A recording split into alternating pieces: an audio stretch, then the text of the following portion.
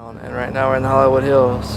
Yes, we just drove down Hollywood Boulevard and we saw like the Walk of Fame and it was so cool. Finally the same height as you. Yay! It only takes a rail and a balcony. That's all it takes. A rail and a balcony. In a hotel in LA. In the middle of nowhere somewhere. Arizona, Utah, I don't know. But we're in the middle of some canyon. There's a river down. What's wrong with you? There's something on my foot. Something's biting Brittany's foot. She didn't bring any shoes, folks. She brought sandals to come to the we're in the Rockies. Rocky Mountains. I didn't think about needing closed-toed shoes, okay? It is July. We're grizzly bears. People wear flip-flops in July. Alright, so we are currently, right now, driving on Route 66. Historic Route 66. Historic Route 66.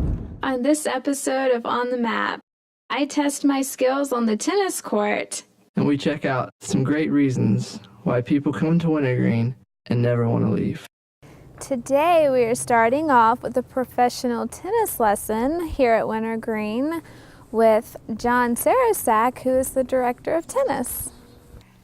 Hi. Hi, Brittany. I'm John Sarasek. Thanks so much for coming up. Thanks for having us. We're so excited to be here, and I hear we're having a tennis lesson today. We are very excited to have you up here. Yes, and I'm excited because it's freezing cold outside, and you guys uniquely have indoor tennis. Heated indoor tennis courts. 3 indoor tennis courts, 15 outdoor clay courts that are seasonal. So yeah, very much looking forward to having you up here today. Well, all I can hope is that I'm better at tennis than skiing. And since this is a heated tennis court, I have a feeling this is my calling. So Brittany, the first thing that we're going to do is we're just going to start off up about as close as you are to the net right there, and we're just going to kind of tap the ball back and forth and see how many times we can do that. Ready? Perfect. Yep. When you take that left hand off that you were doing great before, now your swing, instead of stopping when you make contact with the ball, you're going to try to keep your racket going all the way around where you're going to finish around your left arm. So it will look like this. Give me an athletic stance. Just like this. There you go. You love doing this. There you go. Again. Yep. Perfect. There you go. So right when you see the ball hit the ground, your feet are going to stop. If you take an extra step, you'll end up getting maybe a little bit too close to the ball. Okay? Yeah. I believe I'm really good at tennis, or I have a great teacher that Robbie paid to give me a lot of compliments. Either way, right now, I see a future as a tennis pro. Brittany, thanks so much for coming out. That was actually awesome for someone that, especially that hasn't played in a little while. But I was really impressed with hand-eye coordination. Next time that you come out, we'll reiterate what we just worked on. But in the meantime, if you want to go out with a friend and practice being close to the net and then just working on having the ball hit your racket and just touching it back and forth and see how many times you can do that, that'd be a great start. Okay, well, I have a really serious question. How close am I to competition ready? Competition ready, I think that after a few lessons and clinics and maybe ball machine, playing with friends, I think that you could start playing competitively in a league in maybe 6 months. 6 months is doable. I can do that. Well, you heard the man. You are my witness. 6 months from now, I'll be headed to the U.S. Open. Brittany's confidence in her newfound purpose and dream in life may not bode well for my future. So in retrospect, I probably shouldn't have convinced that tennis pro to give her so many compliments. But at least we can talk it over in a comfortable environment with some great food at The Edge. The Edge restaurant is the neighbor to the copper mine and is a great place to also enjoy some delicious food with a breathtaking view of the slopes and the mountainside. Well, certainly we go for a little bit of everything. Everything's made a la carte. A lot of it's in-house. We do a lot of our own roasting. Make bacon, briskets. We roast the turkeys here. We change it going with the season. So 3 to 4 times a year, and just shoot for something that everybody would like. We serve everything from burgers and beer to ahi tuna and pork chops and stuff like that. Always trying to include all of those vegans and yes, gluten-free. We have adopted a lot of the vegan options and vegetarian and certainly gluten-free. I love the environment and the feel of this restaurant, but what do they have on the menu? Well, certainly the brisket press is one of them. It's briskets roasted in-house, 4.5 hours, coffee rub. It's got some brown sugar on it. The flavor is awesome. We put that on a ciabatta bread and smoked tomatoes that we smoke in-house, caramelized red onions, chipotle mayonnaise, and cheddar cheese. And it is panini pressed goodness, man. You just can't beat it. All right, so now here with Jake, he's prepared all this great food for us to try, having the staff in the back. Can you tell me a little about some of the stuff while I dig in here, man? This looks like a great. Well, yeah, that's one of our number ones. It's a brisket press. Yeah. It's roasted. We do that here, coffee rub. We start scratch raw, cut a meat, and then make a rub. And, tomatoes. Yeah, we smoke tomatoes here. The brisket's smoked for 4.5 hours. So man. Slow roasted, and it's got a little bit of a bite, but it won't hurt you. Well, let's try it. Let's see if it's.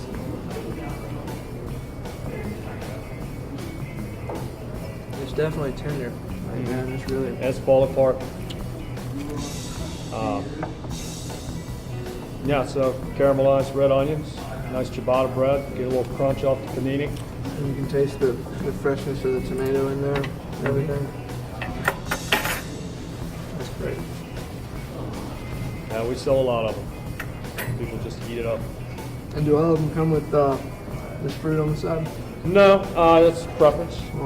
So they can get fries or whatever they want. We got big beer battered onion rings to go with it. I mean, if that floats your boat, good. Yeah, it's good. We do big onion ring towers and stuff like that with them. Sriracha ketchup and honey mustard. Honey mustard. Do you make your sauces in-house, or is it? Most of them, yes. Just the sheer volume that we do, we can't make all of them. Right. I would love to, but logistics of it would be a little rough. But yeah, we make most of our dressings and most of our sauces here. So this is the chop and grits. It's a blackened center cut pork chop, bone in, blackened it on cast iron. It's got a pepper onion cream gravy. It's got some of the bacon that we cure in-house here, and polenta, some fine grind Monterey Jack polenta. So let's dig into this. Yeah, it's good stuff. It is. It's very. Now it is bone in, so.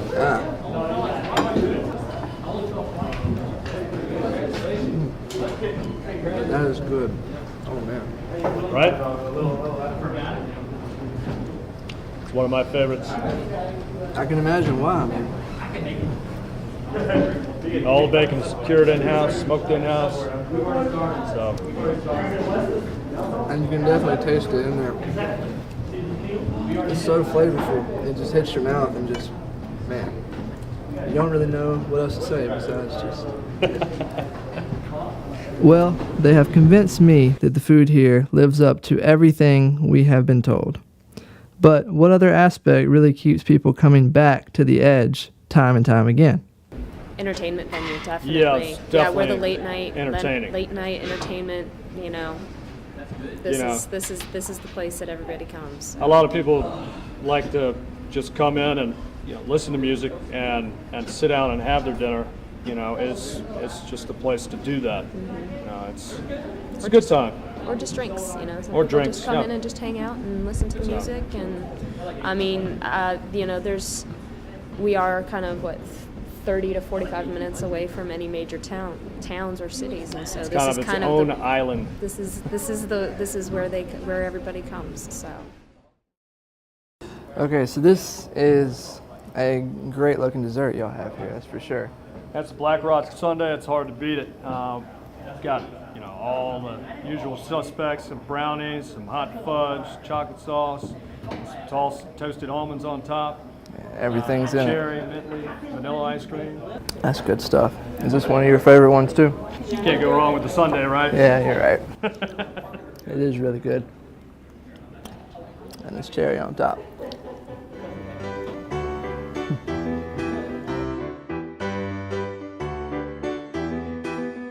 Doug Coleman heads up the Nature Center here at Wintergreen.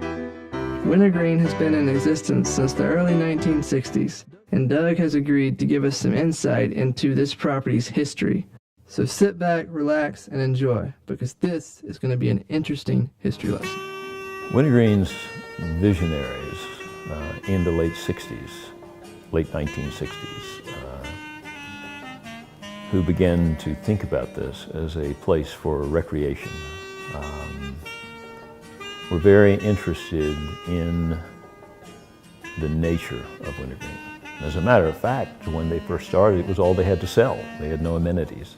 But the nature of this place was so special that it commanded attention. And it's very interesting that one of the original founders, Don Faulkner, worked with a man named Jim Wheat from Richmond, who later went on to form Wheat First Securities. Well, Don was a dreamer. Jim Wheat was blind. And so we had a dreamer and a gentleman who was blind, who probably had greater vision than anyone around him. So Wintergreen started out in the right direction. They knew they had a huge piece of land that whose boundaries had remained intact since 1796. And they knew that it was unique, and you have to understand that this was before all the environmental requirements were there. They recognized its uniqueness, and the planners and the developers that followed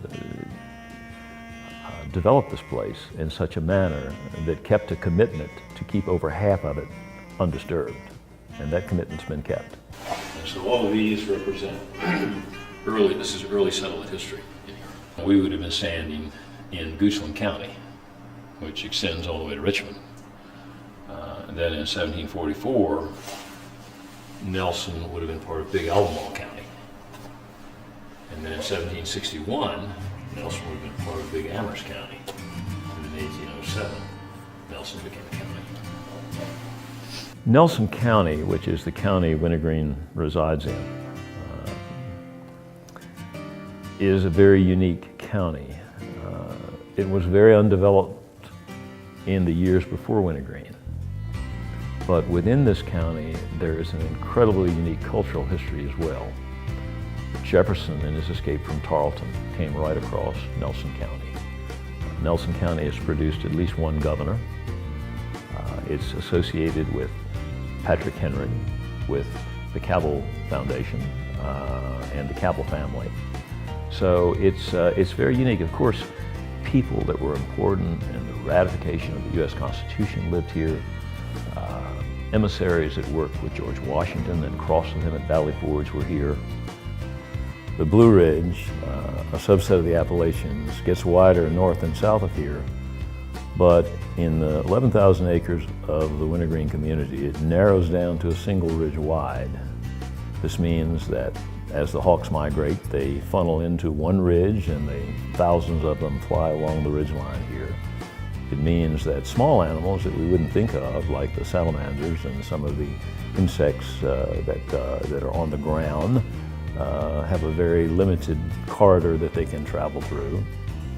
And perhaps most importantly, the ecosystem, including the plant community, is extremely unique, with plants like ferns that are 500 to 1,000 years old, and lilies and orchids that are all part of an ancient forest floor that at Wintergreen is a very narrow corridor. So it's incumbent on us to maintain the special attributes of this place. One of the interesting pieces that sort of validates Wintergreen being here is the prehistory of the place. As we said, you know, the mountain is one ridge wide here, so it's always been a crossing point. And Wintergreen spent a lot of time and money planning where the mountain center would be. Well, archaeological work that was subsequently done shows that man's been in that spot for 10,000 years. There are over 100 archaeological sites right in this immediate area, very near where Wintergreen chose to develop. So, man's chosen this spot for 10,000 years.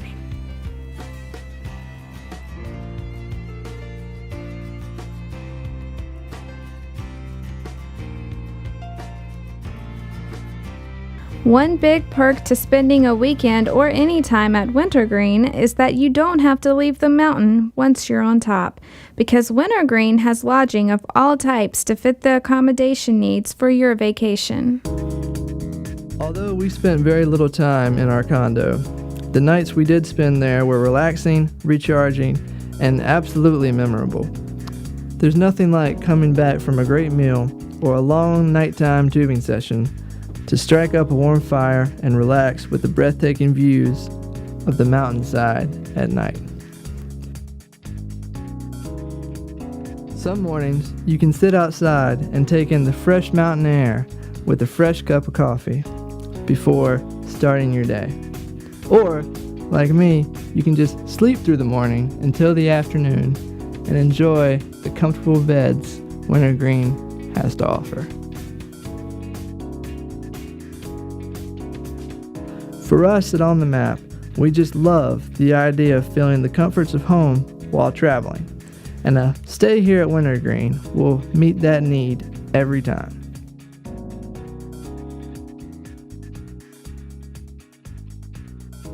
Alright, so we have meandered our way down from the top of the mountain and the Wintergreen slopes and everything, and come down to another part of, I should say, the resort, right? Mm-hmm. With Jeff, Absolutely, yep. the golf director here. And Jeff, what do you, I mean, this is a great top-of-the-line golf course out there. I can see the beautiful greens. Y'all do a lot of upkeep, I'm sure, to keep this place going. We do, Robbie. You know, we're a 27-hole facility down here at Stony Creek at the golf course down here. It's a Reese Jones design, and Reese Jones is known as the U.S. Open doctor.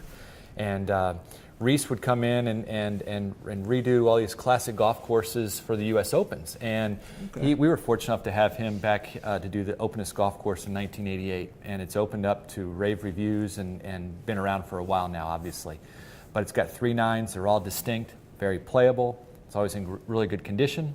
Mm-hmm. We've got Zoysia grass and Bermuda grass, so it's all warm season down here in the valley. And it's just a great place to play. It really is. Now, what is the difference between the other 9? You have, you know, some wide open and some are more back in the woods type of thing? We do. The original 18 was some Monacan to Shamokin 9s.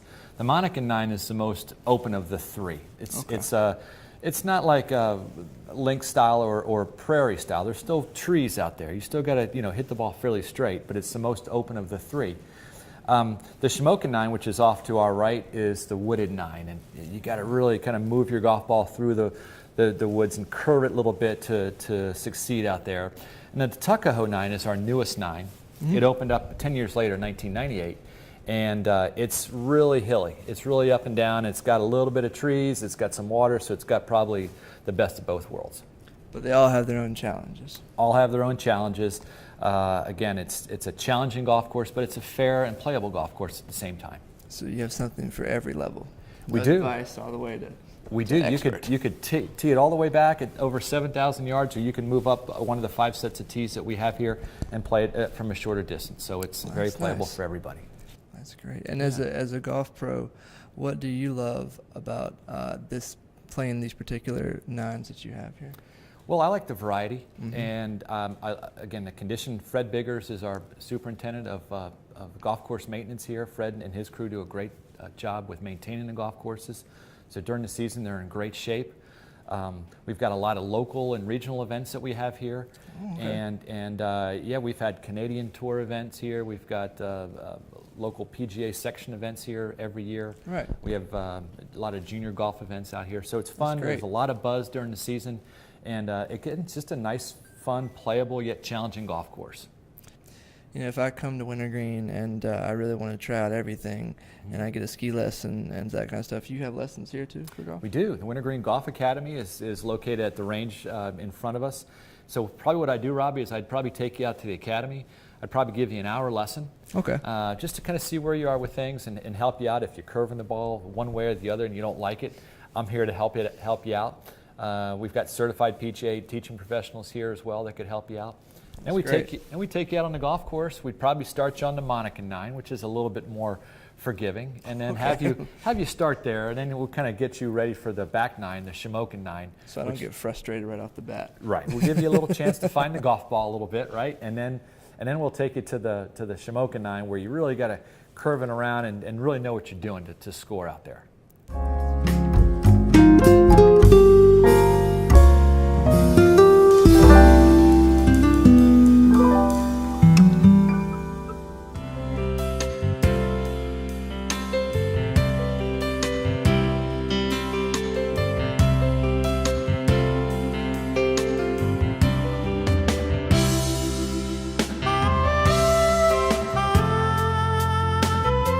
Did you enjoy this episode of On the Map?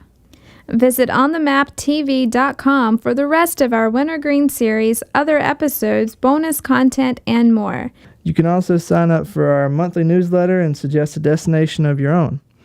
You can also find us on YouTube, Twitter, Facebook, and Instagram.